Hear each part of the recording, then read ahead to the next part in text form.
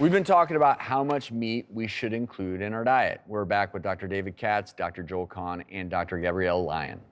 So let's bridge the gap here a little bit, because I do think that there is a truth out there. And I think we would all agree overly processed foods to begin with, bad, right? Would we all agree that overly processed foods? Yes. Now, just so you know, and I think this is important, I eat meat. I enjoy red meat. I come from a family of farmers in Nebraska who, that was what I grew up with. I'm more passionate about this because of where I grew up in the Midwest and now living in the South and the rates of obesity. If you look at the headlines, I think that we need to be teaching people, we need to focus on more plant-based and yes, talk to your doctor, make sure you're getting enough protein, particularly if you have sarcopenia, muscle wasting. But that can start in your 30s. So it's all about optimal body composition. So if we begin to further reduce red meat, and I personally, and in my clinic, I haven't seen it to negatively impact people. I've only seen it to be a positive. And yet I look at you, Dr. Kahn, you haven't had meat in 42 years, you look healthy.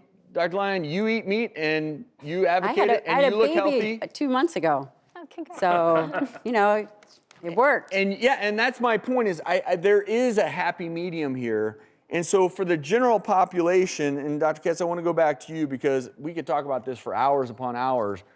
But where I really respect you, Dr. Katz, is you have spent your career trying to dive into the actual science. You started the True Health Initiative. I'm a big fan of it. It's about getting out to the masses what we know to be true. And the truth is usually somewhere in the middle, because most people realistically aren't going to give up meat. Mm-hmm.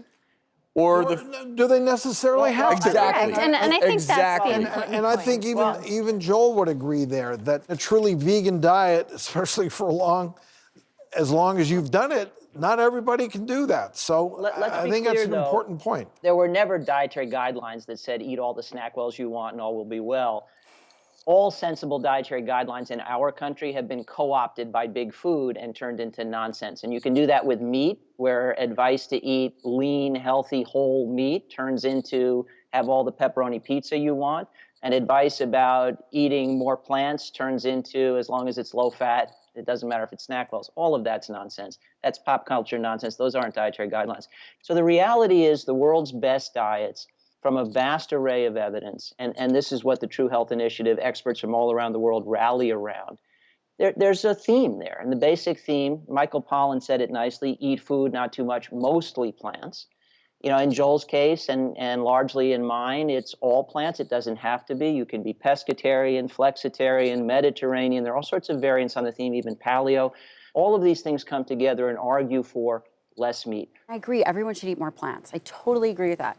But what happens when you tell the average American to eat, more plants? It's going to be potatoes. It's not spinach and broccoli and leafy greens. So now we further reduce a healthy food source, and we end up replacing it with excess, processed carbohydrates and fat. Unfortunately, we do have to end the conversation. But the beauty of all this is we are doctors talking about the importance of nutrition. We've always said this: food is medicine. It is. You have to figure out what works for you. But maybe the other lesson in this conversation is be very careful when you read a headline. And also talk to people who are knowledgeable. Please have a conversation with your doctor. If you're dealing with specific issues to you, talk to your doctor about what may be the optimum diet for you. But unequivocally, and this is where I will close this out, I agree with you, Dr. Katz. Your comment, Michael Pollan said it, right? Say it one last time. Eat food, not too much, mostly plants. And I think that's pretty good advice for the majority of us. If you're not doing that, you should try it and listen to your body, and you may be surprised how much better you feel.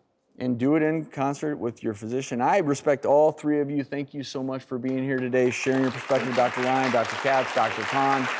Thanks for having us. The other thing I will add is if you're going to make a drastic change to your diet, please, you do need to make sure you're getting all the required nutrients. Particularly, we talk about women who are childbearing age, maybe children. Yes, absolutely. There's no one-size-fits-all diet. You have to figure out what the right diet is for you.